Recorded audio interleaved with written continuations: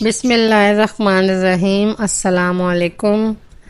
تو ناظرین، آج ہم آپ کے ساتھ حضرت موسیٰ علیہ السلام کا مکمل واقعہ بیان کریں گے، تو ویڈیو کو اینڈ تک ضرور دیکھیے گا اور میرے ساتھ رہیے گا۔ حضرت یوسف علیہ السلام کے دور حکومت میں مصر میں عدل و انصاف کا دورہ تھا۔ ان کی حکومت میں لوگوں کو فائدہ پہنچتا رہا اور لوگ امن و چین کی زندگی بسر کرتے رہے۔ حضرت یوسف علیہ السلام کے انتقال پر مصر کا ہر باشندہ یتیم معلوم ہونے لگا تھا۔ لوگ روتے اور آزاری کرتے تھے۔ مصر میں حضرت یوسف علیہ السلام کے بعد کئی بادشاہوں نے حکومت کی۔ ان سب بادشاہوں کو بنی اسرائیل سے سخت نفرت تھی۔ جب فرعون مصر کے تخت پر بیٹھا، وہ دوسرے بادشاہوں سے مختلف ثابت ہوا۔ وہ بہت مغرور، سرکش اور بہت ہی ظالم شخص تھا۔ وہ خود کو خدا سمجھ بیٹھا تھا۔ وہ اپنی رعایا کو کہتا کہ میں تمہارا خدا ہوں، لہٰذا تم صرف میری پرستش کرو اور میری تعظیم کرتے ہوئے میرے آگے سر جھکاؤ، میری اطاعت اور عبادت کرو۔ فرعون اپنی سلطنت پر گھمنڈ کرتے ہوئے اپنے محلوں اور اپنے قوت و طاقت پر فخر کرتا تھا۔ وہ اکثر کہتا تھا کہ میرے اس ملک میں دریائے نیل بھی میرے محلوں کے نیچے اٹکیاں کرتا ہے، یہ سب کچھ میرے قبضے میں ہے۔ بنی اسرائیل حضرت یعقوب علیہ السلام کی اولاد تھے۔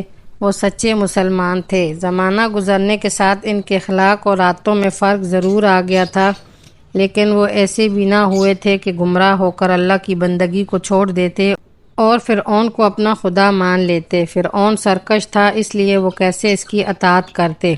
بد دماغ فرعون کے دل میں کبھی یہ خیال نہ آیا کہ بنی اسرائیل جو کہ نبی زادے ہیں، ان کی تعظیم و تکریم کی جائے، ان کے ساتھ محبت خلوص سے پیش آیا جائے۔ وہ بنی اسرائیل سے بدترین کام گھوڑوں گدھوں کی خدمت کرانے، بوجھ اٹھانے جیسے مزدوری کے کام لیتا تھا۔ خود بھی اسے خدا مان کر اس کے آگے سر جھکاتے تھے، ان سے مرادیں مانگتے تھے۔ بنی اسرائیل فرعون کو خدا نہیں مانتے تھے اور نہ اس کے آگے سر جھکاتے تھے۔ یہ بات فرعون کو ناگوار گزرتی تھی اور وہ غصے سے آگ بگولا ہو جاتا تھا۔ وہ بنی اسرائیل کو دن رات نئی نئی تکالیف دینا، سخت سے سخت سزائیں بھی دیتا تھا کہ کسی طرح وہ اس کے آگے جھک جائیں۔ اس زمانے کے کاہنوں، نجومیوں، قیافہ شناسوں نے فرعون کو بتایا کہ اے بادشاہ، ستاروں کی گردش سے پتہ چلتا ہے کہ بنی اسرائیل میں عن قریب ایک ایسا لڑکا پیدا ہونے والا ہے جس کے ہاتھوں تیری حکومت ختم ہو جائے گی۔ خود کو خدا سمجھنے والا فرعون یہ بات سن کر پریشان ہو گیا۔ اس کو یہ بات کسی طرح گوارا نہ تھی کہ اس کا اقتدار ختم ہو جائے۔ فرعون نے اپنی حکومت کو بچانے کی غرض سے سوچ و بچار شروع کر دی۔ سوچتے سوچتے اس کے ذہن میں یہ بات آئی کہ نجومیوں نے بتایا ہے کہ عن قریب وہ بچہ دنیا میں آنے والا ہے، لہٰذا بنی اسرائیل میں جتنے بھی لڑکے پیدا ہوں انہیں قتل کرا دیا جائے۔ جب وہ بچہ دنیا میں آتے ہی قتل ہو جائے گا، پھر کسی بات کا کوئی خطرہ نہیں رہے گا۔ یہ بات ذہن میں آنے پر وہ بہت خوش ہو گیا۔ فرعون نے بنی اسرائیل کے گھروں پر سپاہیوں کا پہرا لگوا دیا۔ سپاہیوں نے ان گھروں کو گھیر لیا۔ سپاہی کو جیسے ہی اطلاع ملتی فلاں گھر میں بچہ پیدا ہوا ہے، وہ فوراً ہی اس بچے کو قتل کر دیتے تھے۔ فرعون کے اس اقدام سے بے پناہ قتل عام شروع ہو گیا تھا۔ بنی اسرائیل مجبور تھے۔ ان کی آنکھوں کے سامنے فرعون کی قربان گاہ پر ان کے معصوم بچے قتل ہوتے رہے۔ کسی کی مجال نہیں تھی جو فرعون کو اس اقدام سے روک دے۔ فرعون بادشاہ تھا، ایسا بادشاہ جو خود کو قادر سمجھتا تھا، وہ چاہے کر گزرتا۔ بنی اسرائیل نے فرعون کے اس ظالمانہ فیصلے کو بے زبانی اور صبر و تحمل سے برداشت کر لیا تھا۔ اس کے علاوہ ان کے پاس کوئی چارہ نہ تھا۔ فرعون کے یہ بات وہم گمان میں بھی نہ تھی کہ جس کے ڈر خوف سے وہ معصوم بچوں کو قتل کرا رہا ہے، وہ اس کے محل میں پرورش پائے گا اور وہی اس کا تاج اتار پھینکے گا جس پر اسے بہت ناز ہے۔ فرعون اللہ تعالیٰ کی قدرت اور اس کی حکمت سے بے خبر اپنی تدبیر پر خوش تھا کہ اس کی تدبیر کارگر ثابت ہو گئی اور ابھی کسی میں یہ طاقت اور ہمت نہیں جو کہ اس کا تخت چھین لے۔ اللہ تعالیٰ جس کام کا ارادہ کر لے اسے پورا کرتا ہے، کسی میں یہ مجال نہیں ہوتی کہ وہ اس کے ارادے کو روک سکے۔ عمران بن قامت کے گھر حضرت موسیٰ علیہ السلام کے پیدا ہونے پر اسے سپاہیوں سے بچانا گھر گھر پہرا تھا۔ سپاہی کان لگائے ہوئے تھے، جوں ہی بچے کی آواز آئی اور وہ اس بچے کو اچک لیں۔ آج اور کل میں ان کے خاندان کے 10 بچوں کو چھین کر ان کی ماؤں کی گود خالی کر گئے تھے۔ وہ غریب مائیں اپنا کلیجہ تھام کر رہ گئی تھیں۔ حضرت موسیٰ علیہ السلام کی ماں بیٹے کی پیدائش پر بری طرح ڈر گئی تھی۔ وہ خوبصورت چاند سا بیٹا کس طرح سے ان کی ان ظالموں کے حوالے کر دیتی۔ اس کی سمجھ میں نہیں آ رہا تھا کہ وہ حضرت موسیٰ علیہ السلام کو کہاں چھپائے کہ وہ ظالم سپاہیوں کی گرفت سے محفوظ رہ سکیں۔ حضرت موسیٰ علیہ السلام کی ماں اپنے بیٹے کو فرعون کے سپاہیوں سے بچانا چاہتی تھی۔ ایسے میں اللہ تعالیٰ نے ان کی مدد کی اور ان کے دل میں غیب سے یہ بات ڈالی کہ وہ اپنے بیٹے کو بچانے کی خاطر ایک تابوت کی طرح کا صندوق بنوائے اور اسے پانی سے بچانے کو رال اور روغن کی پالش کرائے تاکہ صندوق میں پانی نہ آ سکے اور بچہ بھی محفوظ رہے۔ بچے کو اس صندوق میں رکھ کر صندوق کو نیل کے پانی کے بہاؤ پر چھوڑ دیا جائے۔ اللہ تعالیٰ نے بچی کی حفاظت کا وعدہ کیا تھا۔ حضرت موسیٰ علیہ السلام کی ماں اللہ تعالیٰ کی نیک بندی تھی۔ جب اس نے محسوس کیا کہ کسی وقت آفت آ سکتی ہے اور یہ بچے کو چھپانا ممکن نہیں، تو اس نے اپنی عقل کے مطابق کہ شاید اس طرح بچہ بچ جائے تو اس نے بچے کو صندوق میں رکھ کر دریا کے حوالے کر دیا، اور ایسا کر کے وہ مطمئن ہو گئی اور اللہ تعالیٰ پر بھروسہ کر کے بیٹھ گئی۔ وہ مطمئن کیوں نہ ہوتی؟ اللہ تعالیٰ نے اس کو بشارت پہلے ہی دے دی تھی کہ ہم اس بچے کو تیری جانب واپس کریں گے اور یہ ہمارا پیغمبر اور رسول ہوگا۔ حضرت موسیٰ علیہ السلام کی ماں نے جب صندوق دریا کے حوالے کیا تو اس نے اپنی لڑکی کو مامور کر دیا کہ وہ صندوق کے بہاؤ کے ساتھ ساتھ کنارے چلے اور صندوق پر نظر رکھے کہ وہ کہاں جاتا ہے اور اس کی حفاظت کیسے ہوتی ہے۔ حضرت موسیٰ علیہ السلام کی بہن صندوق کے بہاؤ کے ساتھ ساتھ کنارے چلتی رہی۔ جب صندوق پانی میں تیرتا ہوا فرعون کے محل کے کنارے لگا اور فرعون کے گھرانے میں سے ایک عورت نے اپنے خادموں کے ذریعے صندوق کو اٹھوا لیا اور واپس گھر آنے کے بجائے تجسس کے ہاتھوں کے دیکھے اس کے بھائی کے ساتھ فرعون کے شاہی محل میں کیا سلوک ہوتا ہے، وہ شاہی محل کی خادماؤں میں شامل ہو گئی۔ فرعون اور اس کی بیوی آسیہ شاہی محل کے نیچے دریائے نیل کے پانی کی موجوں کو دیکھ رہے تھے۔ ان دونوں کی نظر صندوق پر پڑی جو بہتا ہوا چلا آ رہا تھا۔ آسیہ اس صندوق کو دیکھ کر بے چین ہو گئی۔ صندوق کے قریب آنے پر آسیہ نے چاہا کہ اس صندوق کو کھول کر دیکھا جائے کہ اس میں کیا ہے، تو فرعون کے خادم اس صندوق کو اٹھا کر شاہی محل کے اندر لے آئے۔ صندوق کے کھولنے پر سب نے دیکھا کہ اس میں ایک خوبصورت چاند سا بچہ لیٹا ہے اور وہ مسکراتے ہوئے بہت پیارا لگ رہا ہے۔ آسیہ بچے کو دیکھ کر باغ باغ ہو گئی اور اس نے محبت سے اس بچے کو پیار کر لیا۔ محل میں جہاں لوگ اس خوبصورت بچے کو دیکھ کر خوش ہو رہے تھے، وہیں بعض نے اس شعبے کا اظہار کیا، حضور یہ بچہ بنی اسرائیل کے خاندان کا لگتا ہے۔ بچے کو قتل کیے جانے کے ڈر سے ان کے والدین نے صندوق میں رکھ کر بہا دیا ہے۔ کہیں یہ وہی بچہ نہ ہو جس کے ڈر سے بنی اسرائیل کے بچوں کو قتل کیا جا رہا ہے۔ اسے قتل کر دینا چاہیے تاکہ کل کو یہ آپ کے لیے پریشانی کا سبب نہ بن جائے۔ فرعون کو لوگوں کی بات میں وزن نظر آیا تھا، اس لیے وہ سوچ میں پڑ گیا۔ فرعون کے تیور بتا رہے تھے کہ اس کے دل کو یہ بات لگی ہے اور وہ اس بچے کو قتل کرنے کا سوچ رہا ہے۔ ایسے میں فرعون کی بیوی آسیہ کے دل میں اللہ تعالیٰ نے اس معصوم بچے کی محبت ڈال دی اور اس نے بچے کو اپنی گود میں اٹھا کر شوہر سے بولا، سرتاج یہ بچہ مجھے بہت پیارا لگ رہا ہے، یہ میری اور تمہاری آنکھوں کی ٹھنڈک بن جائے گا، اسے بیٹا بنا لینے میں فائدہ ہے۔ اس بچے کو اپنا بیٹا بنا کر رکھ لینے سے یہ فائدہ ہوگا کہ یہ ہماری محبت اور آغوش میں تربیت پا کر تمہیں قتل کرنے کے ارادے سے باز رہے گا۔ فرعون کے دل کو ملکہ کی بات اچھی لگی اور حضرت موسیٰ علیہ السلام کو قتل کرنے کے ارادے سے باز رہا۔ فرعون نے جس کے ڈر سے لاکھوں بچوں کا ناحق خون کیا، وہی بچہ پرورش پانے کے لیے فرعون کے ہی گھر میں آ گیا تھا۔ یہ اللہ کی شان اور اس کی قدرت ہے کہ بنی اسرائیل کو دشمن سمجھنے والا سرکش فرعون حضرت موسیٰ علیہ السلام کی پرورش کرنے پر نگران مقرر ہو گیا۔ ملکہ آسیہ کو حضرت موسیٰ علیہ السلام سے بہت محبت تھی، اس لیے چھوٹے بڑے مرد عورت خادم اور خادمائیں سبھی حضرت موسیٰ علیہ السلام پر اپنی جان نثار کرنے لگے تھے، اور وہ ایسا کیوں نہ کرتے۔ حضرت موسیٰ علیہ السلام خوبصورت تھے، ملکہ کی جان اس کی آنکھوں کی ٹھنڈک بنے ہوئے تھے۔ حضرت موسیٰ علیہ السلام کو دودھ پلانے کی غرض سے ملکہ نے دائی کو بلایا اور اسے بچے کو دودھ پلانے کا حکم دیا۔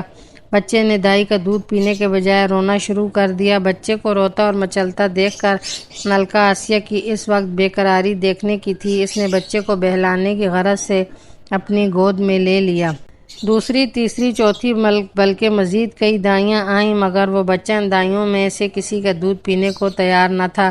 ملکہ پریشان ہو گئی کہ اگر بچے نے دودھ نہ پیا تو وہ کیسے جیے گا، کیسے پرورش ممکن ہوگی۔ ہر دائی انعام اکرام کے لالچ میں اپنا دودھ اس بچے کو پلانا چاہتی تھی اور وہ بچہ ان میں سے کسی کا بھی دودھ پینے کو تیار نہ تھا۔ اللہ تعالیٰ کا حضرت موسیٰ علیہ السلام کی ماں سے وعدہ تھا۔ اس وعدے کو پورا کرنے کے لیے بچے کی طبیعت میں یہ بات پیدا کر دی تھی کہ وہ کسی دائی کا دودھ نہ پیتا تھا۔ یہ سب دیکھ کر حضرت موسیٰ علیہ السلام کی ہمشیرہ نے کہا کہ اس شہر میں ایک نیک عورت رہتی ہے اور وہ بہت اچھی دائی ہے، یہ بچہ اس کا دودھ ضرور پی لے گا، اگر آپ حکم دیں اس دائی کو یہاں لے کر آؤں۔ ملکہ آسیہ کو بچے کو دودھ پلانے کی بہت فکر تھی۔ اس نے فوراً ہی حضرت موسیٰ علیہ السلام کی ہمشیرہ کو حکم دے دیا کہ وہ فوراً اس دائی کو لے آئیں۔ وہ خوشی خوشی اپنے گھر آ گئی، سارا حوال اپنی ماں کے گوش گزار کر دیا۔ حضرت موسیٰ علیہ السلام کی ماں یہ سن کر خوش ہو گئیں کہ اے ماں، ہم پہ اللہ تعالیٰ کا بڑا فضل و کرم ہے اور احسان ہے، اب تو چل اور اپنے بیٹے کو سینے سے لگا کر ٹھنڈا کر لے، دیکھ اللہ تعالیٰ نے جو تجھ سے وعدہ کیا تھا وہ پورا کر دکھایا ہے۔ حضرت موسیٰ علیہ السلام کو جب نئی دائی کی گود میں ڈالا گیا تو وہ بچہ اپنی ماں سے لپٹ گیا جیسے پہلے سے جانتا ہو، جو کسی کا دودھ نہ پیتا تھا اس کا دودھ پینے لگا۔ ملکہ بھی یہ دیکھ کر حیرت زدہ ہوئی اور خوش بھی ہو گئی کہ بچے نے آرام سے دودھ پی لیا ہے۔ حضرت موسیٰ علیہ السلام کو ان کی ماں کے سپرد کر دیا گیا اور وہ خوشی خوشی حضرت موسیٰ علیہ السلام کو دودھ پلانے لگیں۔ اللہ تعالیٰ کی اس کرم نوازی پر بہت خوش تھیں۔ حضرت موسیٰ علیہ السلام کی شاہی تربیت ہوتی رہی۔ وہ تربیت پاتے ہوئے جب جوانی کے دور میں داخل ہوئے تو وہ ایک بہادر نوجوان بن چکے تھے۔ اپنی گفتگو سے ایک خاص وقار اور شان عظمت ظاہر ہوتی تھی، چہرے سے رعب ٹپکتا تھا۔ جوان ہونے پر حضرت موسیٰ علیہ السلام کے علم میں یہ بات آ چکی تھی کہ وہ بنی اسرائیل سے تعلق رکھتے ہیں۔ حضرت موسیٰ علیہ السلام اپنی آنکھوں سے دیکھ رہے تھے کہ ان کی قوم بنی اسرائیل کے ساتھ فرعون اور اس کے ساتھی کس طرح کا سلوک کرتے ہیں۔ ان سے بڑی سخت محنت کا کام لیا جاتا ہے۔ وہ فرعون کے آرام کی خاطر گرمی سردی کی پرواہ کیے بغیر ان کے کام آتے تھے، بھوکے پیاسے دن بھر محنت کرتے ہیں، ان کی محنت کا جو معاوضہ ملنا چاہیے وہ نہیں ملتا تھا۔ حضرت موسیٰ علیہ السلام بنی اسرائیل پر ہوتے مظالم اور ان کو ذلت غلامی کی زندگی بسر کرنے پر سخت افسوس کرتے تھے۔ غصے سے ان کا خون کھولنے لگتا تھا۔ وہ اکثر سوچتے کہ بنی اسرائیل کا کیا قصور ہے جس کی انہیں یہ سزا مل رہی ہے۔ فرعون اور اس کی قوم ٹھاٹ باٹ کی زندگی گزار رہے ہیں، لذیذ کھانے، بہترین لباس انہیں ملتا ہے، رہنے کو ان کے پاس شاندار عمارتیں ہیں۔ حضرت موسیٰ علیہ السلام کو ظالموں سے نفرت تھی اور کمزوروں اور مظلوموں سے انہیں بہت محبت تھی۔ وہ ایسے لوگوں کے کام آتے تھے۔ ایک دن حضرت موسیٰ علیہ السلام شہری آبادی سے باہر جا رہے تھے کہ ان کی نظر دو افراد پر پڑی۔ ان میں سے ایک اسرائیلی تھا جبکہ دوسرا قبطی تھا۔ قبطی اس اسرائیل کو زبردستی گھسیٹ رہا تھا۔ وہ زبردستی اسرائیلی کو بیکار کے لیے لے جانا چاہتا تھا اور وہ کسی صورت پر تیار نہ تھا۔ اسرائیلی کی جیسے ہی حضرت موسیٰ علیہ السلام پر نظر پڑی تو وہ فوراً حضرت موسیٰ علیہ السلام سے فریاد کرتے ہوئے ان سے مدد چاہی۔ حضرت موسیٰ علیہ السلام کو یہ بات پسند نہ تھی کہ کوئی مظلوم کو تنگ کرے، زبردستی بیکار لے۔ اس لیے حضرت موسیٰ علیہ السلام نے قبطی کو پیار سے سمجھایا کہ اس کا یہ عمل اچھا نہیں ہے اور ناحق اس کو اس طرح تنگ نہیں کرنا چاہیے، لیکن وہ قبطی نہ مانا، جس پر حضرت موسیٰ علیہ السلام کو سخت غصہ آ گیا اور انہوں نے غصے میں ایک گھونسا دے مارا۔ قبطی کو گھونسا لگنا تھا کہ اس وقت اس کی موت ہو گئی۔ کسی انسان کو قتل کر دینا کوئی اچھا عمل نہیں ہوتا، اس لیے حضرت موسیٰ علیہ السلام نادم اور شرمندہ ہوئے۔ حالانکہ انہوں نے گھونسا اس نیت سے نہیں مارا تھا کہ وہ قبطی کو قتل کر دینا چاہتے تھے، بلکہ وہ اس قبطی کو سمجھا رہے تھے اور ظلم سے روکنا چاہتے تھے۔ لیکن بات اس قدر بڑھ گئی کہ حضرت موسیٰ علیہ السلام کو غصہ آیا اور انہوں نے قبطی کو گھونسا دے مارا اور اس کی موت واقع ہو گئی۔ حضرت موسیٰ علیہ السلام نے اللہ تعالیٰ کی بارگاہ میں عرض کی کہ اے میرے پروردگار، تو بڑا رحیم اور کریم ہے، میرا اس شخص کو قتل کرنے کا ارادہ نہیں تھا اور یہ شیطانی حرکت ہے، اور وہی انسان کو ایسی غلط راہ پر لگا دیتا ہے۔ مجھ سے جو یہ نادانستگی میں ہوا، میں تجھ سے معافی کا خواستگار ہوں، جو غفور الرحیم ہے، میری توبہ کو قبول فرما۔ قبطی کی موت اتفاقیہ واقع ہوئی تھی، اس لیے اللہ تعالیٰ نے حضرت موسیٰ علیہ السلام کی توبہ قبول فرمائی۔ حضرت موسیٰ علیہ السلام کی دعا قبول ہو جانے پر بہت خوش ہوئے، اللہ تعالیٰ کی حمد و ثنا کی اور یہ عہد بھی کیا کہ آئندہ وہ ایسا کوئی گناہ نہ کریں گے اور نہ کسی گناہگار کا ساتھ دیں گے۔ شہر میں قبطی کے قتل کی خبر پھیل گئی۔ وہ شخص فرعون کا خادم تھا۔ سپاہی قاتل کی تلاش میں لگ گئے تھے۔ مصری فرعون کے پاس پہنچے اور اس سے فریاد کرتے ہوئے بولے کہ یہ کام ضرور کسی بنی اسرائیل کے فرد نے کیا ہے، لہٰذا اسے سزا دی جائے۔ فرعون نے کہا تم ٹھیک کہتے ہو، یہ کام کسی اسرائیلی کا ہی ہو سکتا ہے، کوئی قبطی کسی قبطی کو کیوں مار سکتا ہے؟ ہم تمام اسرائیلیوں کو ایک شخص کے قتل کے الزام میں نہیں مار سکتے، لہٰذا تم قاتل کا سراغ لگاؤ، یہ کام کس نے کیا ہے تاکہ اس قاتل کو قتل کیا جائے گا، اور قاتل کی سزا قتل ہے۔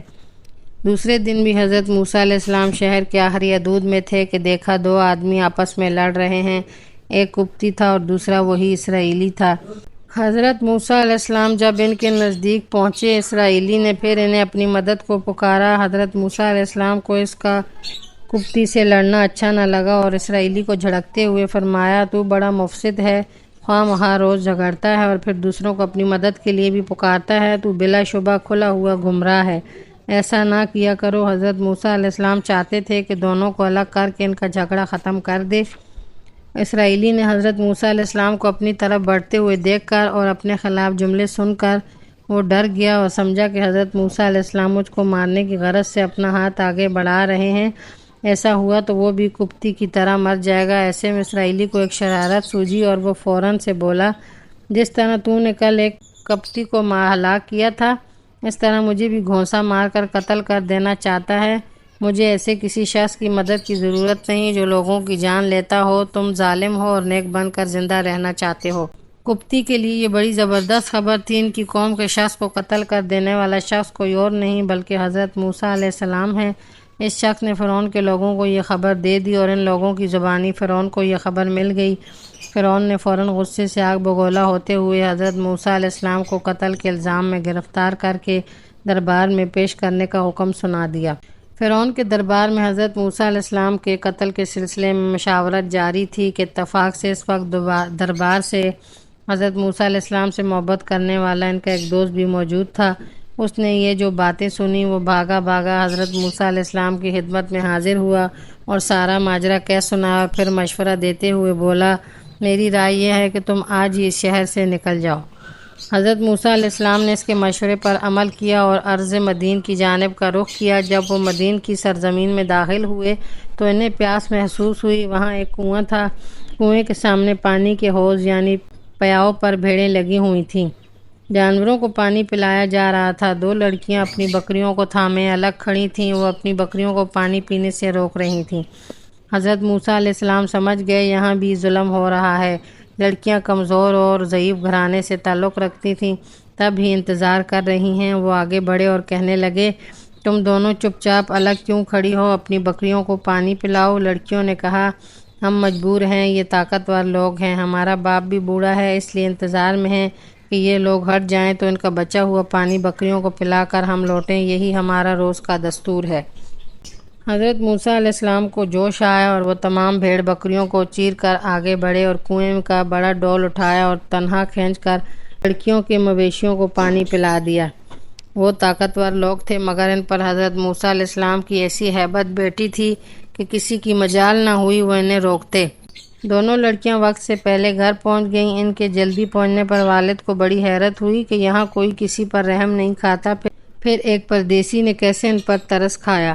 وہ پردیسی ہے، اس کی مہمانی کا ہم پر حق ہے، جاؤ اسے میرے پاس لے کر آؤ، بوڑھے باپ نے کہا۔ حضرت موسیٰ علیہ السلام ایک درخت کے سائے میں بیٹھ کر سستانے لگے تھے۔ جب بھوک پیاس لگی تو اللہ تعالیٰ سے عرض کی، اے میرے پروردگار، اس وقت جو بھی بہتر ہو میرے لیے اپنی قدرت سے نازل کر دے۔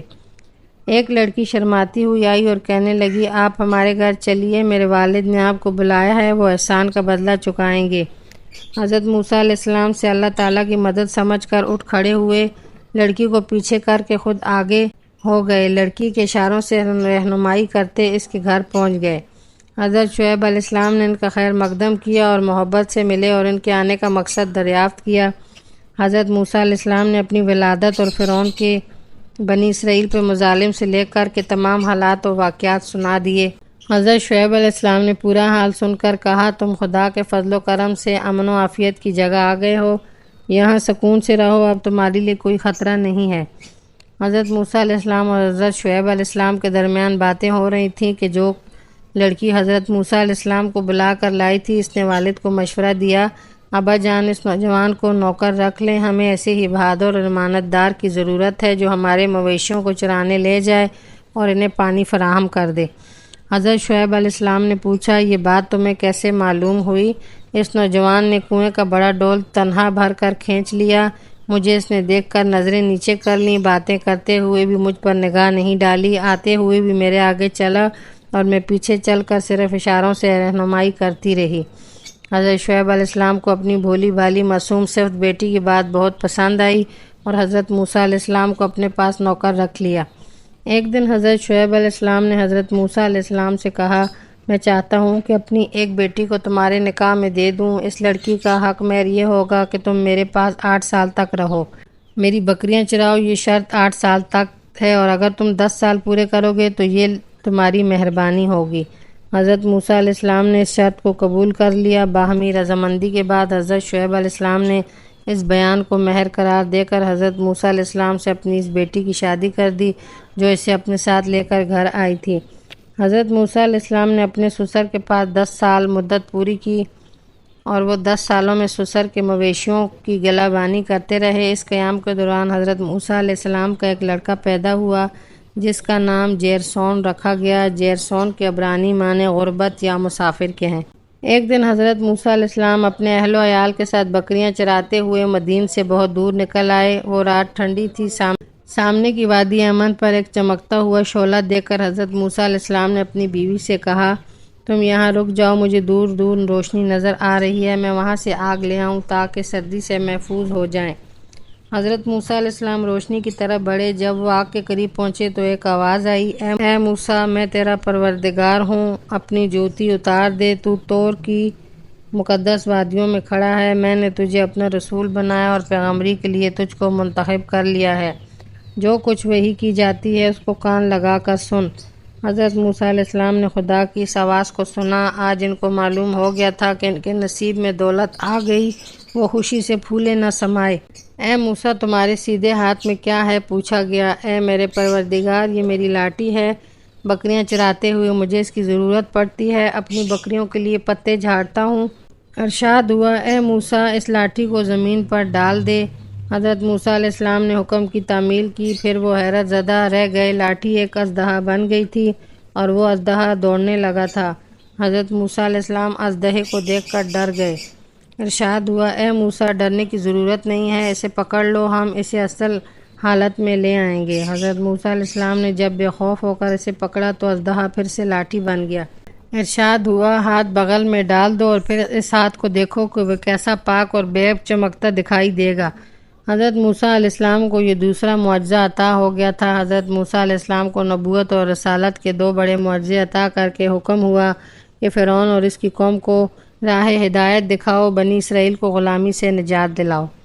حضرت موسیٰ علیہ السلام اللہ کے حکم پر اپنے بھائی ہارون کو ساتھ لے کر بے خوف و خطر فرعون کے دربار میں داخل ہوئے۔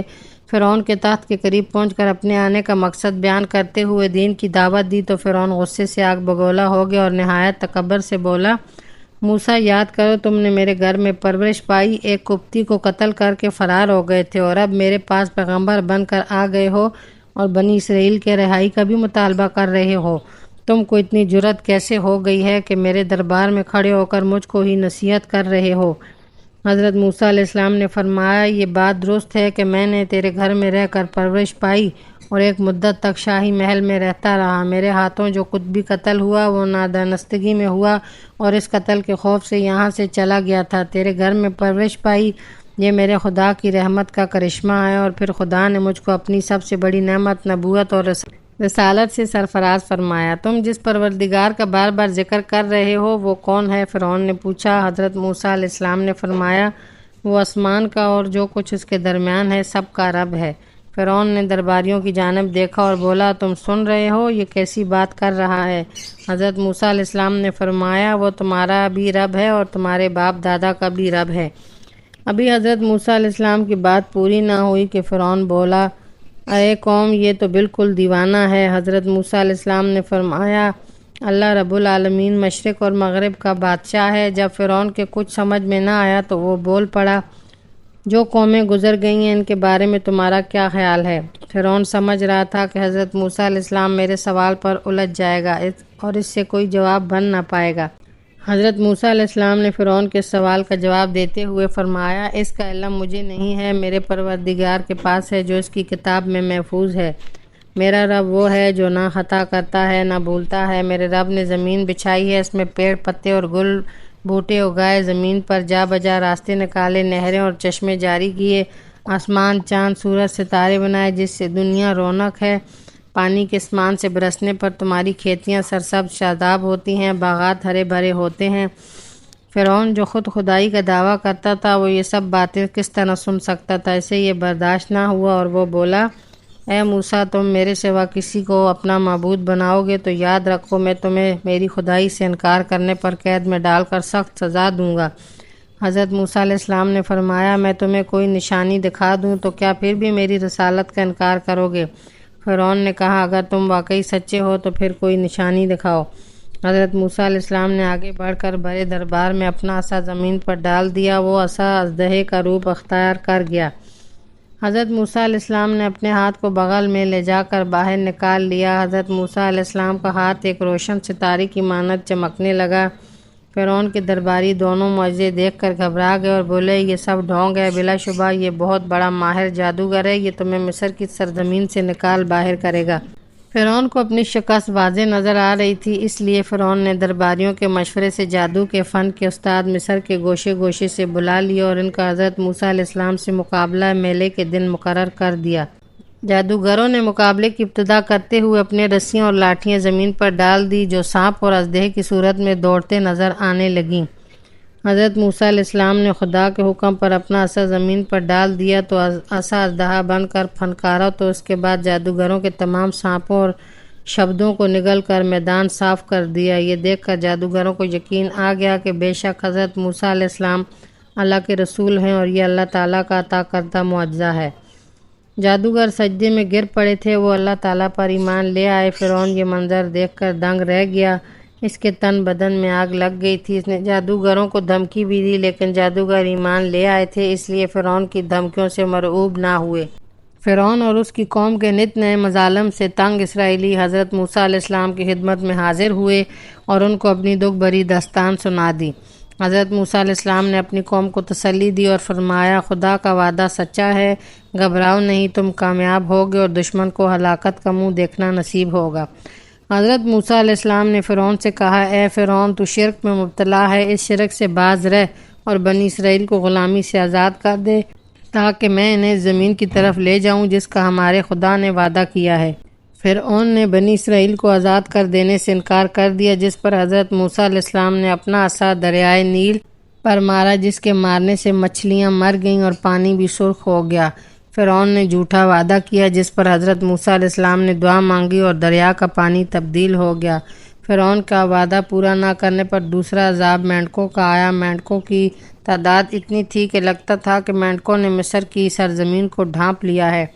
فرعون کے وعدہ کرنے پر یہ عذاب بھی ٹل گیا، مگر وعدہ پورا نہ ہوا اور پھر تیسرا عذاب نازل ہوا۔ اہل مصر پر مچھروں نے چڑھائی کر دی، ہر طرف مچھر ہی مچھر تھے۔ فرعون نے پھر حضرت موسیٰ علیہ السلام سے جھوٹا وعدہ کیا تھا، عذاب ٹلنے پر وعدہ پورا نہ کیا۔ چوتھا عذاب نازل ہوا۔ مصر میں موجود سب چوپائے، گدھے، گھوڑے، بھیڑ بکریوں پر ایک بھاری موت آئی تھی۔ فرعون نے وعدہ کیا، عذاب ٹلنے پر وہ پھر وعدہ خلافی کر بیٹھا۔ اس بار بادلوں کا ایسا عذاب آیا کہ اس نے ملک میں ایسی تباہی مچائی کہ کھیت ویران ہو گئے، درخت گر گئے، صرف بنی اسرائیل کا علاقہ محفوظ رہا۔ فرعون نے پھر وعدہ کیا، عذاب ٹلنے پر پھر وعدہ خلافی کی۔ مصر میں اب ٹڈیوں کا عذاب نازل ہوا، ٹڈیوں نے اولوں سے بچ جانے والے درختوں کو چٹ کر دیا۔ فرعون نے پھر معافی مانگ لی اور اپنے وعدے سے پھرنے کے بجائے ایک انوکھی شرط رکھ دی اور کہا، میری طرف سے یہ اجازت ہے کہ تم جا کر اپنے رب کی عبادت کر سکتے ہو، لیکن تم میں سے صرف مرد جا کر عبادت کر سکتے ہیں، بچے اور عورتیں تمہارے ساتھ نہیں جانے دوں گا۔ حضرت موسیٰ علیہ السلام سب کو ساتھ لے جانا چاہتے تھے، جس پر فرعون اکڑ گیا اور حضرت موسیٰ علیہ السلام کو دھمکی دی کہ اے موسیٰ، تو یہاں سے چلا جا اور میرا منہ دیکھنے دربار میں مت آنا، ورنہ میرے آدمی تجھے قتل کر دیں گے۔ حضرت موسیٰ علیہ السلام اور حضرت ہارون علیہ السلام کو اللہ تعالیٰ کی طرف سے حکم ہوا کہ وہ راتوں رات بنی اسرائیل کو لے کر مصر کی سرزمین چھوڑ دیں، اپنے بھیڑ بکریاں گائیں بیل اور دیگر سماعت لے جائیں۔ بنی اسرائیل وہاں سے جانے کو تیار ہو گئے۔ ادھر فرعون کو بھی ان کے جانے کی خبر ہو گئی۔ درباریوں نے فرعون سے کہا کہ اب بنی اسرائیل والے کام کون کرے گا؟ تو نے انہیں آزادی دے کر اچھا نہیں کیا۔ فرعون اپنے لشکر سمیت بنی اسرائیل کا پیچھا کرنے کا فیصلہ کر لیا اور ان کا تعاقب کیا۔ بنی اسرائیل بحر کلزم کے ایک حصے کے پاس پڑاؤ کیے ہوئے تھے۔ فرعون وہاں پہنچ گیا۔ فرعون کو دیکھ کر بنی اسرائیل خوفزدہ ہو گئے۔ اللہ تعالیٰ کی جانب سے حضرت موسیٰ علیہ السلام کو وحی نازل ہوئی کہ اے موسیٰ، اپنا عصا سمندر پر مارو۔ سمندر پر عصا مارنے کی دیر تھی کہ بنی اسرائیل کے 12 قبیلوں کے لیے 12 راستے بن گئے۔ پانی کے تودے بحر منجمد کی طرح ہر راستے کے دونوں طرف پہاڑوں کی طرح کھڑے ہو گئے۔ پانی کی دیواروں کے درمیان خشک راستے بن گئے۔ حضرت موسیٰ علیہ السلام کے ساتھ بنی اسرائیل نے بحر کلزم کو عبور کر لیا۔ فرعون نے لشکر سے اپنی بڑائی بیان کرتے ہوئے کہا، یہ راستے میں نے سمندر میں اس لیے بنائے ہیں کہ ہم بنی اسرائیل کو آسانی سے پکڑ لیں۔ جاؤ، بنی اسرائیل بچ کر نہ جانے پائیں۔ فرعون کے سارے لشکر ان راستوں پر اتر گئے اور خدا کے حکم سے سمندر پھر سے اپنی اصلی حالت میں آ گیا۔ فرعون اور اس کا تمام لشکر پانی میں غرق ہو گیا۔ جس وقت فرعون پانی میں ڈوب رہا تھا اور اس نے اپنی زندگی بچانے کو کہا، میں اس ایک واحدہ لا شریک ذات پر ایمان لاتا ہوں جس پر بنی اسرائیل ایمان لے آئے ہیں، میں فرما برداروں میں سے ہوں۔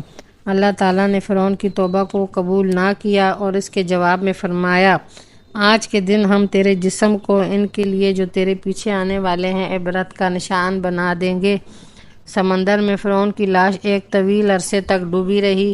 کسی آبی جانور نے فرعون کی ناک کا کچھ حصہ کھا لیا۔ ہزاروں سال بعد فرعون کی لاش سمندر سے ملنے پر بھی محفوظ تھی۔ پانی میں رہ کر بھی لاش گلی سڑی نہیں تھی۔ آج بھی فرعون کی لاش مصر کے عجائب گھر میں موجود ہے اور دیکھنے والے اس کی لاش کو دیکھ کر عبرت حاصل کرتے ہیں۔ کچھ عرصہ گزرنے پر حضرت موسیٰ علیہ السلام کا بھی انتقال ہو گیا۔ اریحہ میں سرخ ٹیلے کے قریب ایک قبر ہے جس میں حضرت موسیٰ علیہ السلام کو دفن کیا گیا تھا۔ تو یہ تھی ناظرین ہماری آج کی مکمل ویڈیو حضرت موسیٰ علیہ السلام کے بارے میں۔ تو مجھے امید ہے کہ آپ کو میری یہ ویڈیو بھی پسند آئی ہوگی۔ تو میری ویڈیو آپ کو اچھی لگے تو اسے لائک، شیئر، سبسکرائب ضرور کریں۔ نیکسٹ ویڈیو کے لیے اللہ حافظ۔